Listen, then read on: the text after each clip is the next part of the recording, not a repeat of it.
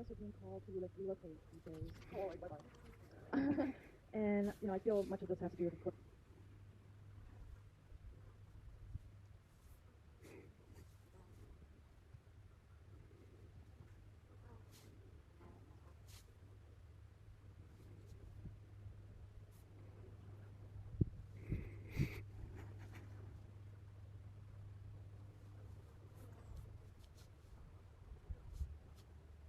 freedom and mission. Yes. I'd like to ask you if you could expand on that, and also part of the reason that we are being called to certain areas is because of particular connections to the stars or star beings. It can be that. And also simply because at that particular moment, the vibrational area is more compatible with the vibrational state that you happen to be in based on what it is you need to attract to yourself to get to the next step. It can be for many reasons. It can also be a recognition of the idea of a fuller definition of acting on your excitement, because a fuller definition of acting on your excitement is not only to act on the thing that excites you at any given moment to the best of your ability with no insistence on an outcome, but to do it how it's more exciting, where it's more exciting, with whom it's more exciting, when it's more exciting. All the components of excitement being part of the definition. So it can be that too. And again, remember that just because something is attractive to you doesn't mean that's the thing that has to come to fruition, even if you take action on it. As we have said many times, sometimes the things that excite you, even moving to another location, is just to get you to move. That may have been the only purpose. But you'll find out when you take the action as to whether you actually need to wind up in a different place or not. Yes? Does that answer the question? Yeah. So, personally, I've just moved to Sedona about a week ago because of this poll. Yes. I'm wondering if you could give me any personal insight. Well, are you acting on your highest excitement in all areas of your life to the best of your ability with no insistence on an outcome? You think so? I feel so, yes. I don't think I would be here if I didn't. Oh, do you trust the way your life unfolds? That will bring you synchronicity, everything you need to know, every opportunity, every doorway you need to walk through. Well, I can't say 100%. Oh, all right. I'm working on that. Thanks for your honor. As you said, so it gives you an opportunity to find out any potential negative belief systems you might be holding on to that cause any resistance whatsoever in you acting on your defense in the way that you would prefer. So the first step might be for that. Has it always brought up anything? And do you want to share your answer? You think it's Well, I don't need to say specific, but like I say, it's definitely feels like a physical energy that, of course, I feel like I've worked on and moved for the benefits on that. So that may be the first step while you have with yourself. If you do that, you can accelerate your process in going through the idea of letting go of what you're working with. And then something else may come when you align yourself with something. This is the analogy that we gave along with ourselves. And also, the idea is that analogy is to have all of these systems very, very synchronous. And because they were synchronous, you didn't have that many moving parts or any high tolerances. They could be very dirty and they would still chug along. But the idea now is you've entered an age where you have high tolerance, high technology machinery, and they're so fine that the slightest speck of what doesn't belong there will freeze the entire operation of the engine. So when you really clean the last speck out, then the engine will operate more smoothly and the synchronicity will bring you what you need that you're now capable of actually interacting with. But the idea is that the closer you get to your true self, the less it takes to stop the whole process, because you want to be really, really clean when the big opportunities show up. You understand? Yes, optimal performance. Exactly. Got it. Does that help? It helps. One last thing. Yes. Do I have any, Oh, here it comes. and I'm trying to put it in the right words here. Okay. Okay, do I have any connections that I am not aware of? Of course you do. With the hybrid children? Of course you have connections you are unaware of. You have connections you are aware of, you have connections you're unaware of, because it's not time for you to be aware of those connections. Okay. So again, you trust the way your life unfolds? Yes, no, maybe? Yes. Then whatever you need to know, whatever is relevant for you to know, you will know in perfect timing. If you don't know it yet, you don't need to. Okay, gotcha. Does that help? Perfect. Now, one moment. Don't go anywhere. Okay.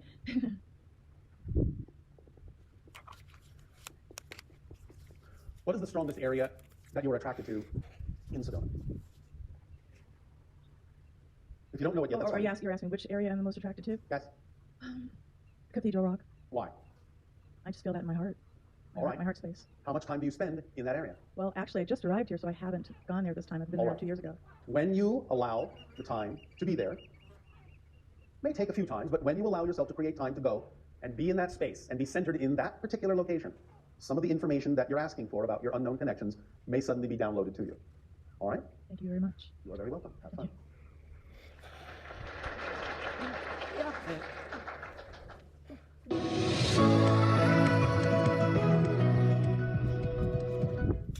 I'd like to welcome the Jo-Dao-Kata. How you doing, Daryl? I'm doing great, Alex. How are you? I'm doing fantastic, my friend. It has been a long time since we've seen each other. Though we stay in contact here and there. We say happy birthday and Merry Christmas, Happy New Year, things like that over the years. But you and I have known each other for a decade now, I think, almost. Maybe. Yeah, it's almost 10 years, and I know time. No, I don't even know. No, I know you were at least a decade because you were at my baby shower. Okay, yes. For my daughters who are 10 now. Or 10? Who are 10. Okay, yeah. So yeah, it's been a while. So you and they have jobs and they're driving and all They that. obviously have they have YouTube channels and they're making millions unboxing toys. Of course. That's the way the world works today. Yeah.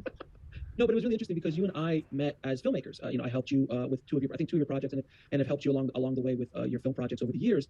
And I really didn't know about the other side of your world. I only knew you as the filmmaker. And then I found out about Bashar, and I was completely floored by what you do and how you do it. And I love when we were in the editing room, because we spent countless hours in editing, in post production, and color grading, and visual effects. We spent just I can't even imagine the hours we were in the room together. And then I would just talk to him like, so how what is this? How do you do it? And the thing I always loved about you is you were so matter of fact about it. Well, yeah, I mean, I've been doing this now for going on 39 years, and I just can only treat it that way, as something that simply happened for me. There's nothing magical about me, except that I guess, this occurred, and I just went with it. And I like to keep it grounded. I don't like it to get too woo-woo. So I do treat it as very matter of fact, because it's just something I do. And you came from the world of visual effects and in the film industry. Can you talk a little bit about how you started, where you come from, and then how you got onto this path? Well, yeah, I mean, I started in 1977, the year that Star Wars came out. I actually missed doing miniatures for that by about 6 months. But I went knocking on doors, because after I saw that, I really wanted to get into the industry, because I really loved miniatures and visual effects. And I found a company that was just starting, that was looking to hire people. They had gotten a job, but they had no crew. So I joined them. The first movie I worked on was actually Star Trek: The Motion Picture, and we did all of their props, the phasers and tricorders and stuff like that. And I've been doing it since then, although I stopped, I think, in like somewhere around 87 or something like that, because in 83, as I was exploring a lot of different metaphysical things, because in 1973 I had actually had 2 broad daylight UFO sightings here over LA, and that just like blew me away to the point where I'm going, okay, the world isn't what we were told. There's something else going on here. And I started doing all sorts of research, and especially back then, when you do research into spiritual and metaphysical things and UFOs, every book that existed on all of that was all on like 1 or 2 shelves in the bookstore. There weren't like whole sections and stuff. So I just kind of went down the line, and I learned about things like channeling from the Seth material, Jay Roberts. It was considered kind of the classic modern channel. And 10 years after the sighting, I was introduced by someone to a channel who was conducting seminars. And I thought, okay, this is interesting. I went and just wanted to hear what a live channel was like. And the information I thought was really kind of interesting and helpful. But at one point, the channel offered to teach channeling in a class. And I thought, well, I didn't think you could learn this. I thought it was just something that sort of happened to you out of the blue, because that's the way the stories have kind of always gone before. So I went into the class not thinking I was going to be a channel. I just wanted to do more research and figure out what this was all about. But about halfway through the class, the entity that was coming through was conducting a guided meditation. And something happened where it just sort of opened up in my head, like a memory just unfolded, like somebody just shoved a DVD in my head. And I all of a sudden understood that the UFO I had seen had been shown on purpose to me, so I would start learning about these things. I understood who Bashar was as an extraterrestrial entity, and that I had made an agreement somewhere along the line, maybe even before this life, to do this with him. And all this was kind of unfolding in my head in a split second. And the second this was happening, and I hadn't said anything, I was still in the meditation, the entity coming through the channel stopped talking to the class and turned to me and said, "There's an entity here for you right now if you're ready to begin." And at the same time, I opened my eyes and I looked behind me. One of the classmates had picked up on the image of Bashar I saw in my head, and she was actually sketching it on a piece of paper. And so I knew immediately that there was 2 outside validations that this wasn't just my imagination. Something real was happening here. So I kind of went with it. I kept practicing, and I got good enough that the teacher asked me to co-channel the next class with him, which is where I actually met my wife, Erica. And eventually a woman came along who was looking for subjects to do a doctoral thesis paper on the connection between psychology and channeling, and I became one of her subjects. She would invite me to her house, her friends would come over, I would channel for them. And the first week would be like 5 people, then the second week would be 10, and the third week would be 20. And word of mouth kept spreading. People would take the recordings and share them with people, and eventually I started getting asked to do this in different houses, and more than 3 times a week. We had to start renting auditoriums. Eventually people in other countries heard about it and started inviting me to their countries to channel, and it just kind of took off. And here I am 39 years later doing the same thing, as well as still, my career in film and other entertainment projects and stuff. No, but I have to ask you, when you were chosen for this path, was there ever a moment, that classic hero's journey rejection of the call to adventure? There was uncertainty. Not so much rejection, because by the time the class came around, I had already done a lot of studying about what channeling was. So it wasn't something I was afraid of. I did have the considerations, like, if I do this, what's the public going to think? Am I really going down a path here that is something that makes sense in our world? But, I was just so interested in the process and the experience that I didn't think that much about it, because it was just, again, this is who I am, this is what I'm learning, this is what I'm excited to explore. So I didn't so much have hesitation, but I did have, questions about what this was going to become, and where was this going to take me, and what would it do to my life if I did continue. So those kinds of things definitely cropped up. And of course, just the whole idea of doing a channeling, as many channels have discovered, is an exploration of your own fears and your own belief systems that might not necessarily be in alignment with your true spirit. So it's a big process of letting go of things for yourself as well. And that was actually the more challenging aspect of doing it, even more so than doing it for other people, for strangers, was what it was doing in me in terms of letting go of things that I didn't even know I was holding on to, in order to make myself clearer and therefore a better channel. What's really interesting is that, you started this process in the late 70s, correct? Well, the channeling started in the 80s. In the 80s, okay. So in the 80s, where we are today in regards to metaphysics and spirituality and the concepts of meditation and yoga and all these kind of things, they weren't in mainstream consciousness at all in the 80s. We were watching the A-Team and Knight Rider. Oh yeah, no, I mean things like channeling and psychic functioning and stuff like that. You were considered a crackpot. You were just out of your mind, or you were deluded, or something along that line. And it's been gratifying to see that even if people don't have a complete grasp of it now, at least there's some consideration for it. It's even gone into the language in the sense of whether they mean it in the way I do it or not. People always use the word, he's channeling that person, or she's channeling that person, or whatever. So it's become part of the language, and I think a little less of a taboo. Right. So I have to imagine that walking into this side of the world. I mean, you're coming from the film industry, so both I understand the film industry. I've been in with it for 30 years. How did you? There had to be fear in doing this and like going out on. Because you were going out on the deep end of the pool. Well, it's not like I was sharing it with anyone. Yeah. There was no web pages just yet. It was the dark side of my life. But the thing that kind of opened it up for me a little bit is, even when I was doing the visual effects, and I was going to the classes, and it was like I would go at the same time every day at the end of, and finally one person that I was working with in visual effects said, "Where do you go every Thursday? You seem to be on such a schedule with this." And I said, "Okay, here it comes." I said, "Well, do you know about things like altered states of mind and getting into different things like that, and sort of connecting to other things that may or may not be of this world?" I was approaching it very cautiously, and she just said, "Oh, you're a channel." And I'm like, "What?" And she said, "Oh, my mother's been channeling for years." So it was just like, it's the biggest secret that everyone knows, but they don't talk about it. So can you for people listening who don't understand what a channel is, can you just give a basic definition? Sure. Channeling is just being in an altered state that's called gamma in the brain. This is between 40 and 100 cycles per second, and everyone channels from time to time. Everyone's in that state. It's what we call being in the zone. When you are doing something that you love to do, you're completely consumed by it, you have no sense of the passage of time, you think you've been doing something for 15 minutes, you look up, it's been 2 hours. That's the channeling state. So it's a natural altered state that we all do. But what we've discovered, and this is one of the reasons why we made the documentary that we made, First Contact, is we wanted to totally demystify what the concept of channeling was all about. So, in the documentary, I even had my head wired to an EEG machine to see what was going on in the brainwaves and the difference between my normal state and the channeling state. And we found there are some profound differences, but when anyone gets into that state, no matter what they choose to do with it, different things are happening. There's a higher state of connectivity, of association, of information synthesis and processing. There's altered perceptions of how things are interconnected with one another. And so you can bring through all sorts of creative acts, of creative information. I mean, when a painter is lost in a painting, when a singer is lost in the song, they're channeling. When an actor becomes the role, they're channeling. So you can connect to many different things. You can use it in different ways, but it's a profoundly accelerated and upgraded state of being in which you can create and bring through information on a much higher level, kind of like standing on a mountaintop and seeing the big picture instead of being down in the valley and limited. So I just happen to, steer in the direction of connecting to what presents itself as an extraterrestrial entity who operates on that level consistently in terms of their frequency, their vibration from a higher plane of existence. Because that's also what happens when you channel, or when you're in that state of doing what you love to do, is your frequency, your energy goes up. As I said, the brainwave goes much higher. And it connects you to different things that are then possible to connect to from that level. So no one has to believe that Bashar is real. It might be another aspect of my own consciousness or personality, but I have to let it present itself the way that it does. And I mean, I have my own validations, like having seen the UFO and things like that tell me that he could be his own entity, he could be a real being somewhere, and that we're making a connection, vibrationally on a different telepathic level. But really, the point I always make to people is it's not about whether you believe that Bashar is real. The information that he shares with us is valid and real, and you can actually test what he shares with us as formulas and messages and information in your life and actually get the result he's saying you will get. So it's kind of like you can prove the information is real by getting an effect in your life. Whether you believe he's real or not is not the point. And I've had the pleasure of talking to very high performing filmmakers and writers who are at the top of their game, and I always love asking them, is there a moment where you are in this state that especially writers, I've spoken to Oscar winners who I'm like, when you were writing Forrest Gump, did you write something for like an hour and then stop and read it and go, who wrote that? Oh yeah, absolutely. And they said yes. Yeah, that's what I'm talking about. Anyone who gets into that zone is, in a sense, in a channeling state, and it's almost like things happen effortlessly. They just come through. It's like it is coming from a higher level or somewhere else. You don't feel like you're actually doing it. It's just you become almost literally like a conduit or a vessel for information that arranges itself in a perfect way. So yeah, when people are able to come from that, they achieve all sorts of amazing things. And it's kind of like I give the example of a radio station, like the old school radio station, radio where you tune into certain things. Sometimes it's a very clear signal. Sometimes it's a little muddy. Sometimes you just get pops of a song that come in because it's too far away. It's something along those lines. And absolutely, yeah. And then you are obviously been able to not only channel a clear connection in your radio, but also know how to get back to it whenever you want to. Is that a fair statement? Yes, absolutely. It's become, first nature rather than second nature. Because, I mean, again, after 39 years, I'm very familiar with that frequency, and I can fall into it. I can tune that dial very quickly to it. It only takes me, maybe 60 seconds at the most to get it back into that state to allow the connection to happen and the information to flow through. Is there any time where you feel that that information is knocking on your door? You're like, hey, man, I need you to open up, or you just when it comes, it comes? Well, no, I mean, it's by agreement in terms of the timing, but there have been times when I can feel something needs to be transmitted, something needs to be delivered. It's rare when that happens on its own, but it has happened.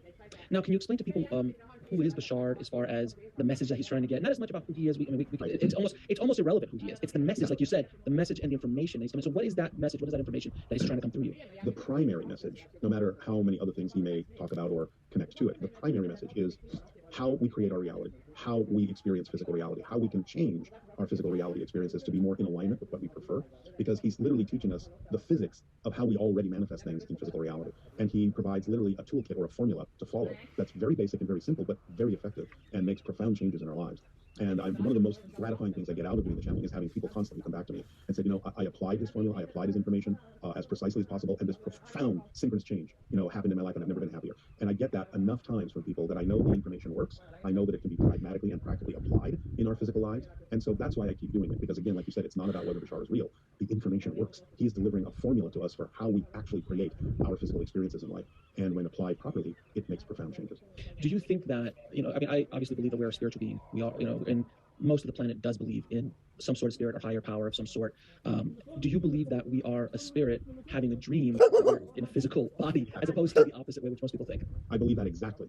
In fact, I've done a lot of research on near-death experiences and what people say about when they come back and all that. And based on that and what Bashar has said, it's like we actually never leave spirit. Spirit is our natural state. But we can dream that we've left. We can take a part of our consciousness in spirit and pretend that we're playing this game called physical reality. We can impose this sort of limited filter on our consciousness to have this experience. But the majority of our consciousness is in spirit and never leaves. That's where we reside. That's who we are. It's what we are. So yeah, I believe that physical reality is an extension of spirit, that it is literally a dream. And it can be, for lack of a better term, arranged or manipulated in a way that when you become more lucid in the physical dream, you can actually understand how to transform things and overcome things and let go of fears and negative belief systems in a way that allows our life to become much richer and much more aligned with the purpose of why we chose to have this physical dream, to discover ourselves from a new point of view, from a new perspective, because that's what physical reality, according to Bashar, is all about. It's like you come from a relatively unlimited state in spirit and limit yourself in a particular way to experience a specific journey that, without that process, doesn't allow you to necessarily grow or change or discover something new from a different angle.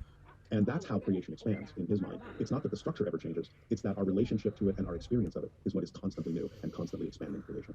So is that why, what the main question is, why do we choose to do this? I think you explained it, whereas we're choosing to have different perspectives and things like that. The concept of good and bad is something that is very specific to our reality, and good and bad. And I always say that, I'm not taking something that Shakespeare didn't say, the world is our stage and we are just actors on it. Right. It is, I've always said that if imagine, and both since both you and I come from the film industry, it's very simple. If you're actors going onto a set and you play Darth Vader and Luke Skywalker, you play your parts, and then at the end of the day, you go back to Mark Hamill and David Prowse, and that's that's the day. But the insanity that we live in is that we never leave the parts and believe that we are Luke Skywalker and are Darth Vader, and that's what we're constantly trying to discover. We're trying to let everyone, we're like, hey, it's just a movie. Right. Well, but a profound one. And very profound. And it's also about learning why someone is Luke Skywalker and Darth Vader. What's the point of the play? What's the lesson we're learning in that? What are we overcoming? What are we trying to transform in that? Because, as they say, it's easier to see a candle flame when it's surrounded by darkness. So it's like we need both sides to understand something about ourselves and to explore something new about ourselves. So it's literally like a play of light and dark. And in that play, we discover who we are as unique aspects of all that is. And we can change that. We change that over and over and over again in a variety of ways. But Bashar usually focuses on describing those things not so much as value judgments of good and bad, but as the idea of positive energy and negative energy, in the sense that positive energy is that which connects and expands, and negative energy is that which creates an experience of disconnection and diminishment. And so he's looking at this more as mechanical energetic devices that can actually be used in a number of ways, and even a negative energy can be used for positive reasons, and a positive energy can be used for negative reasons. So it's just like we're really exploring these devices, these mechanisms of light and dark and positive and negative, in ways that constantly expand our understanding of who we are as beings, as parts of creation. And it's also that he's saying, look, you not only have the polar opposites, but really, in the classic sense of the word, creation is a trinity, because you have the negative and the positive, and you have the neutral in the center, the balance point between the two. And that's kind of what we're using to explore both sides, because both polar sides come from the center. They come from the same place. So what's the reason we're doing it is really the question in his mind. What are you getting out of it? What are you learning? How are you expanding your knowledge of your being by exploring this darkness and this lightness and seeing what the interplay of both of them brings you as an experience or a lesson that you can use to grow as a soul? Now, do you, I'm going to go back to the movie business for a second, because there's a movie that came out, obviously, there's a movie that came out in '99, which really was the first film that hit the zeitgeist of the world and really made us question reality, which is The Matrix. And that movie just shook the core. I think it was the first time in my lifetime, at least, that the whole world got a taste of, like, wait a minute, they questioned something for a second, like, is this a simulation? Right. Am I, and you can look at it and look, but there was a question started, and how many people went down the rabbit hole, no pun intended, after The Matrix came out, about spirituality, about philosophies, about all these kind of things, purely because of that film. It is one of those films that really shook the core of humanity in many ways. Yeah, it got us to really explore ideas about what reality is. which is very important to do. And it is a simulation, but it's our simulation. I think some people sort of got caught up in the idea that, oh, it's somebody doing something to us, or, Right. we're lost and caught in this thing, as opposed to taking the responsibility for understanding we're the ones that are projecting this. We're creating the simulation for our own purposes. And we can forget that. And it feels like we can get caught up in somebody else's creation, but it's all coming from us, all of it. And part of the whole lesson is to learn that we're responsible for what we experience. That doesn't mean we're to blame. It just means that we have the power to take the responsibility to alter that or learn from it in ways that are truly beneficial to us, instead of falling into victimhood about it. Now, do you remember the things that you channel with Bashar, or do you only see it after the fact when someone records you? Mostly I see it after the fact, but of course at this point, 39 years in, I understand his basic principles enough that I can talk about them myself. I even started to do that, and I will probably do that even more, because part of my journey is to become my version of him. And when I lecture to people as myself, I now can fall into the channeling state without necessarily connecting to him. And I can talk about these things and bring through the information that he brings through about these techniques and structures and information in a way that allows me to feel like I'm flowing as myself and being my higher self and delivering that information. What are some of the greatest lessons that you think that Bashar has brought in through, or you've channeled in through yourself, that you want to kind of put out into the world? Well, I would say, again, the basic thing is what he calls the formula, which is a very simple 5-step idea. Number one, it's very critical from his point of view to follow your passion, what he calls the vibration of your true core self. Because we have, from his perspective, a physical mind and we have a non-physical higher mind, the part of us that's still in spirit. And the two work together, theoretically, when we allow it to, as a guiding system. So he's saying the higher mind communicates to the physical mind in an energy language. Our physical bodies and physical minds translate those energy messages from our higher mind into the physical sensation we call passion, or love, or excitement, or curiosity, or attraction. So when we are willing to act on the passion that is presented to us, when we find something that we're suddenly passionate about, acting on it is what responds to the higher mind and says, I heard you. I hear you telling me that the reason that this excites me is because this is me. This is my path. This is my vibration. Because according to Bashar, while the higher mind speaks in terms of energy messages, the physical mind language is action, not words. We're in a physical reality. You need to take physical actions to allow things to happen. So when we're willing to act on the passion that the higher mind guides us towards, we're responding to it and creating a dialogue that then can continue. If we don't act on the passion, the higher mind isn't going to send us any other opportunities to do so until we act on what it's already given us. So acting on your passion forms a strong connection, or a strong awareness of our connection to our higher minds, and allows us to receive the guidance and act on that guidance that leads us down the path that is true for us. The second thing is to take that action to the best we can, as far as we can, until we can act on it no longer. So it's like you explore every path, every opportunity to do what it is that excites you, what you're passionate about, until you just simply can't find any other way to do it. And that means at that moment, something else needs to be acted on. And it may seem to have no connection to what you were doing. But if it is your highest passion at that moment, it's the thread of passion that you follow that tells you it is connected. Because who knows? You may be doing something like making a movie, and suddenly there's something that comes up that seems to be an obstacle, and you just can't get from A to Z anymore. So you look around and you go, well, what can I do out of all the things I can choose to do today? What can I do that is more exciting than any other option, even just a little bit more exciting? Well, I feel like taking a walk on the beach. Well, how does that connect to me making my movie? I don't know, but I'm going to follow it. And while you're taking that walk on the beach, synchronicity comes in, and you overhear a conversation between two people that is the answer you were looking for to move you ahead in making your movie. That's how it works. Everything is interconnected. But when you follow the passion, synchronicity makes that evidential. So the third thing is to act on that. And this is the tough thing for most people. You have to act on your passion to the best you can with absolutely zero insistence or assumption as to what you think the outcome should be. Because the truth is, we have no clue what the best outcome actually should look like. Sometimes we might guess, but we don't really know.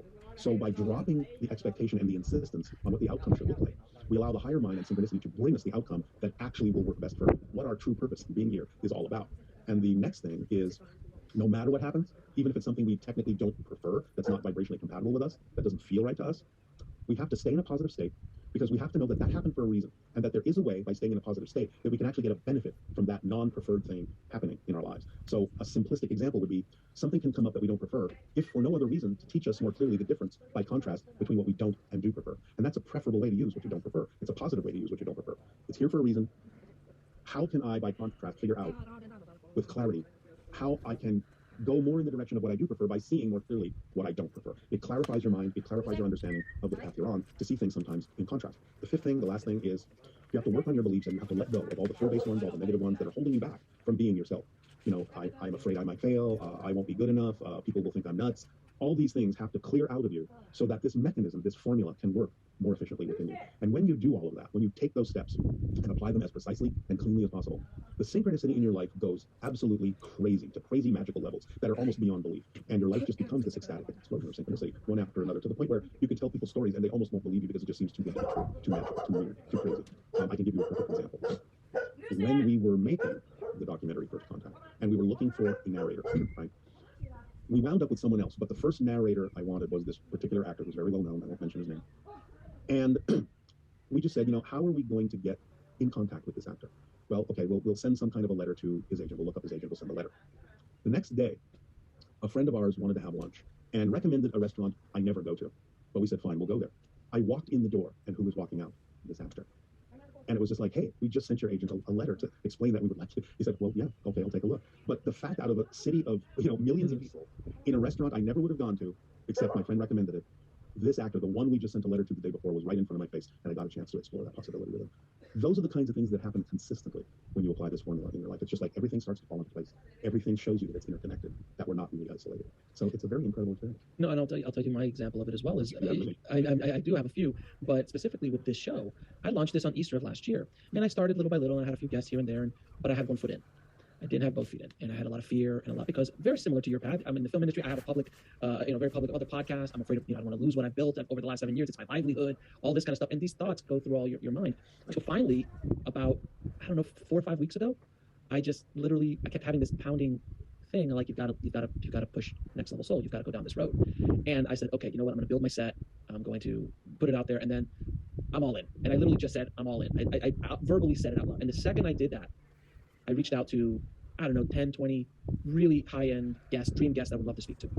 90% of them said yes. Oh, yeah. And I knew you would say yes because we're friends. But you were one of those guests as well. But these doors started to swing open, and all of a sudden, things just start happening all over the place. It was just odd. It happened in my filmmaking podcast. Where all of a sudden, Oliver Stone showed up, right? And I got to speak to Oliver Stone. And then last year, every week there was some new, amazing filmmaking guest. I mean, you were watching it, I'm sure, like seeing what was happening. I was like, yeah, gangbusters. What's going? Like I would say, like what's going? And some of them were like, I've been listening to you for years. I'm like, what's going on? See, that's the thing about the principle, and has to do with the vibrational levels.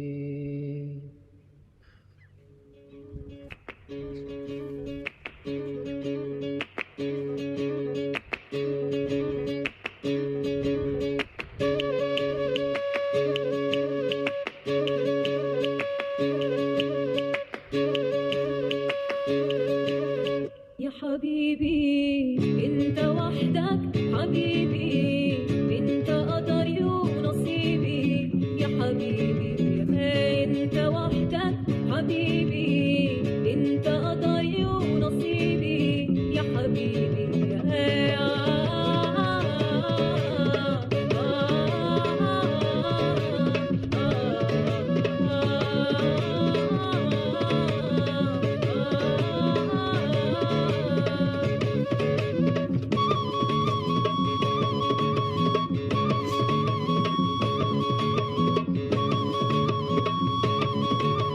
يا حبيبي انت وحدك حبيبي انت قدري ونصيبي يا حبيبي انت وحدك حبيبي انت قدري ونصيبي يا حبيبي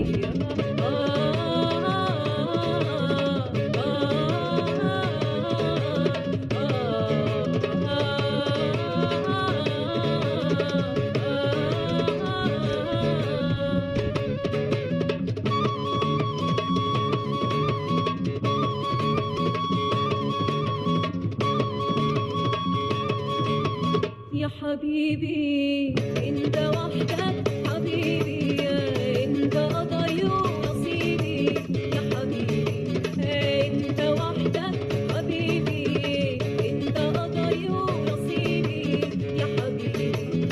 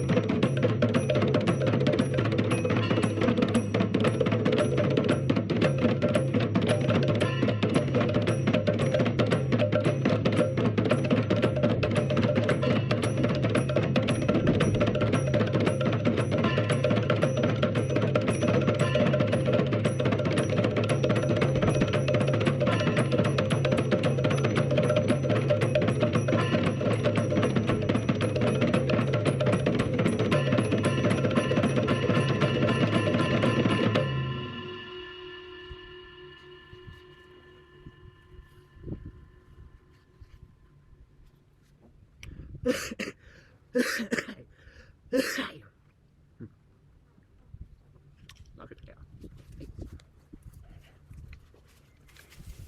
mai, via.